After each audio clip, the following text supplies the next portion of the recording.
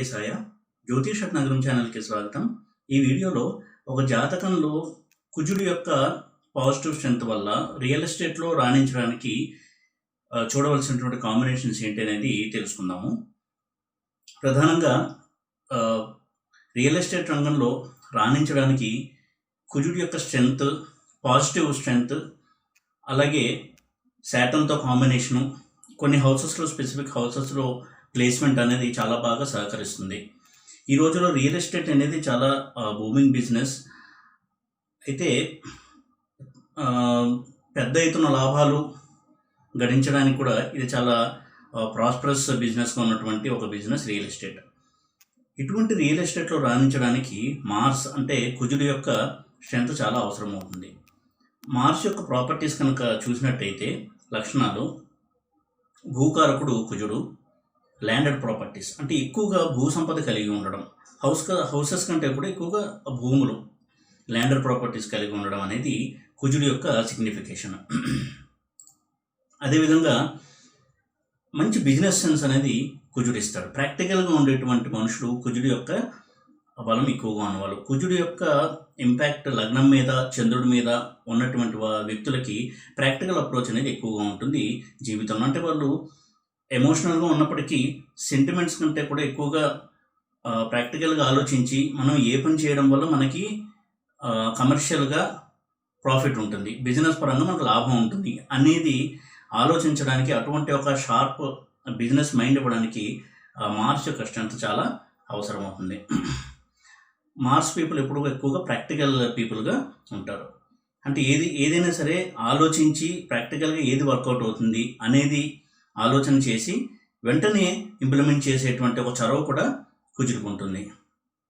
అలాగే కుజుడు యొక్క ఒక స్ట్రాంగ్ క్వాలిటీ అంటే పాజిటివ్ కుజుడు ఉన్న వాళ్ళకి ఉండేటువంటి ఒక అడ్వాంటేజ్ ఏంటి అంటే వాళ్ళు చాలా బోల్డ్ అండ్ కరేజియస్ పీపుల్గా ఉంటారు. అంటే ధైర్య సాహసాలు ఎక్కువగా ఉన్న వాళ్ళు ఉంటారు.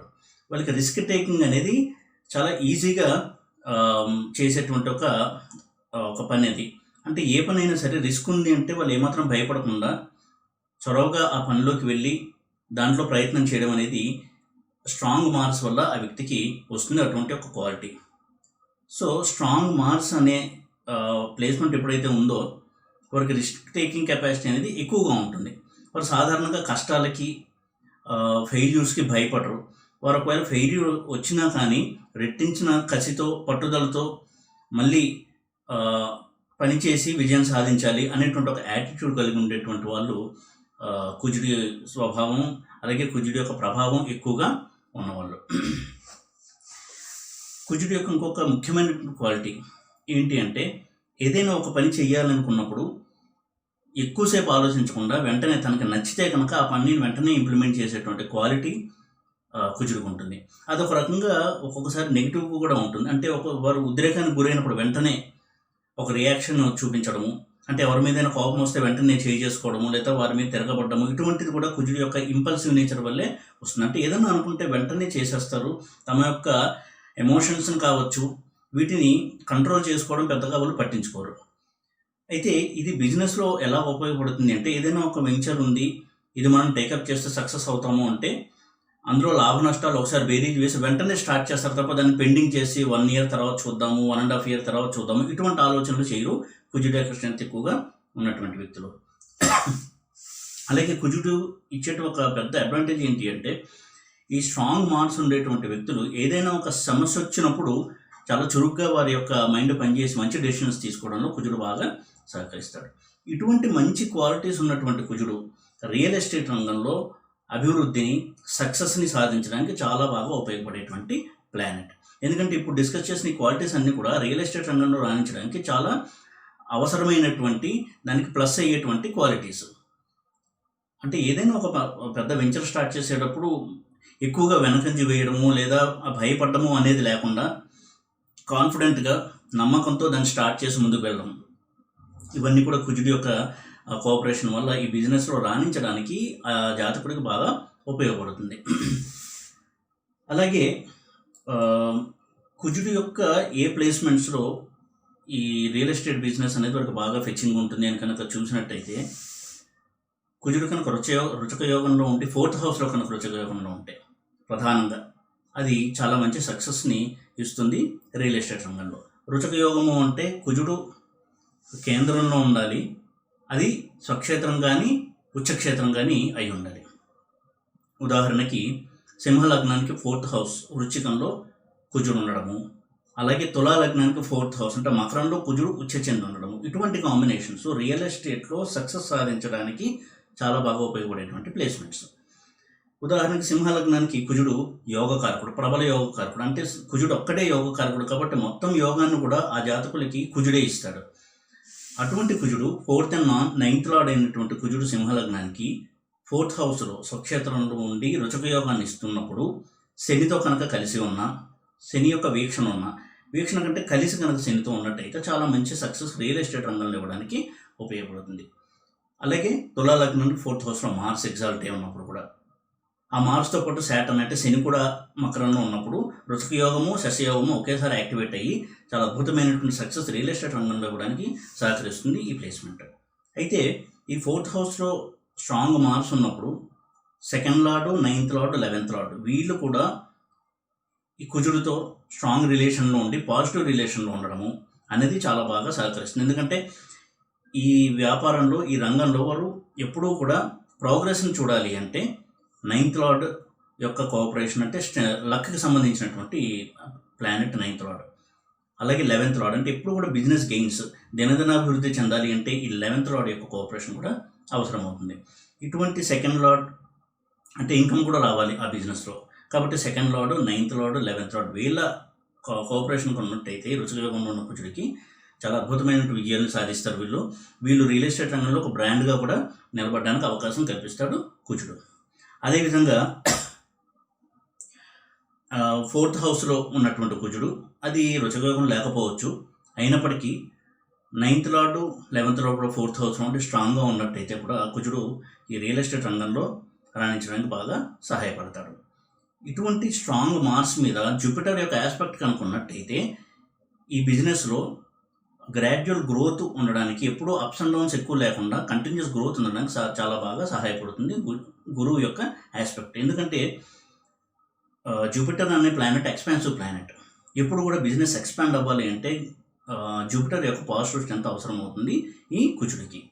అది కాకుండా కుజ గురుల కాంబినేషన్ కూడా చాలా అద్భుతమైన కాంబినేషన్ రియల్ ఎస్టేట్లో రాణించడానికి.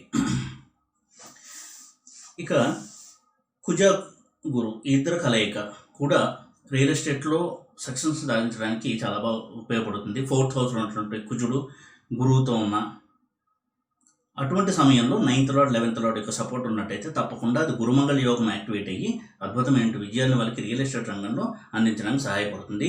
అయితే అటువంటి కాంబినేషన్లో శని కూడా కలిసి ఉన్నట్టయితే రియల్ ఎస్టేట్ రంగంలో వీళ్ళు బాగా స్థిరపడడానికి అవకాశం కల్పిస్తుంది. శని యొక్క కోఆపరేషన్ మారుస్తూ ఉన్నప్పుడు రియల్ ఎస్టేట్లో మంచి ప్రాస్పెక్ట్స్ని, ఫ్యూచర్ని ఆ జాతకుడు ఎక్స్పెక్ట్ చేయొచ్చు.